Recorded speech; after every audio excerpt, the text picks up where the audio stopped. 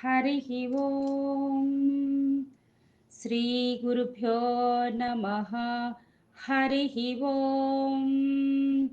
వాక్య విభూతి అనే శీర్షికలో భగవాన్ శ్రీ సత్యసాయి బాబా వారి ఉపదేశము తెలుసుకుందాం. సాయి శరణం, బాబా శరణం.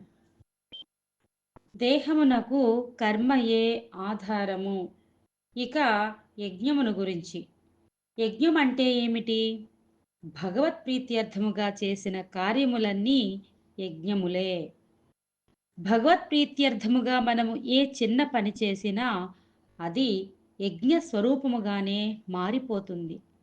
త్యాగమే యజ్ఞము.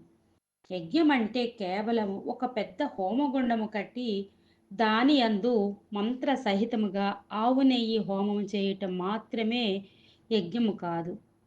ఏ చిన్న పని చేసినప్పటికీ దానిని దైవ ప్రీత్యర్థముగా చేసినప్పుడు అది యజ్ఞముగా మారిపోతుంది. కనుకనే ఉపనిషత్తులు కూడాను ఏ కర్మ నీవు ప్రారంభించినప్పటికీ ఆ కర్మకు ముందుగా నమస్కారం చేయమన్నది. తస్మై నమః కర్మణే. నేను ఆచరించే కర్మకు మొట్టమొదట నమస్కరిస్తున్నాను. నేను పవిత్రమైన కర్మలుగా ఆచరించాలి అనే ఉద్దేశంతో చేసే ప్రక్రియయే ఇది. మానవుడు శరీరమును ధరించటానికి కారణము ఏమిటి? కర్మానుబంధీని మనుష్యులోకే. మన కర్మలను అనుసరించియే దేహము వచ్చింది. కాబట్టి దేహమునకు కర్మయే ఆధారము. ఈ కర్మకు రాగమే ఆధారము. రాగమునకు ద్వేషమే ఆధారము. ద్వేషమునకు అహంకారమే ఆధారము. అహంకారమునకు అవివేకమే ఆధారము. ఈ అవివేకమునకు అజ్ఞానమే మూల కారణము. కనుక అజ్ఞానమును మనము నశింపచేసుకుంటే అవివేకము క్షీణించిపోతుంది. ఈ అవివేకము నశించిందంటే అంధకారము నిర్మూలమవుతుంది. ఈ అహంకారము నిర్మూలమాయేనా ద్వేషము నశిస్తుంది. ఈ ద్వేషము పోయేనా రాగము క్షీణించిపోతుంది.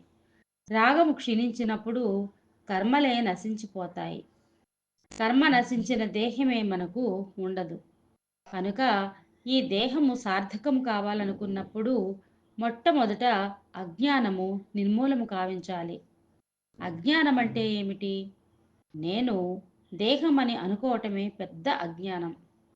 ఈ దేహము నేననే అజ్ఞానము మొట్టమొదట నిర్మూలము కావాలి. అది ఏ విధముగా నిర్మూలమవుతుంది? దానిని కూడాను దైవముగానే మనము భావించాలి. సర్వము భగవత్ స్వరూపమే, సర్వము భగవత్ శక్తియే అనే విశ్వాసమును మనము అభివృద్ధి గావించుకోవాలి. ఓం శ్రీ సాయిరామ్.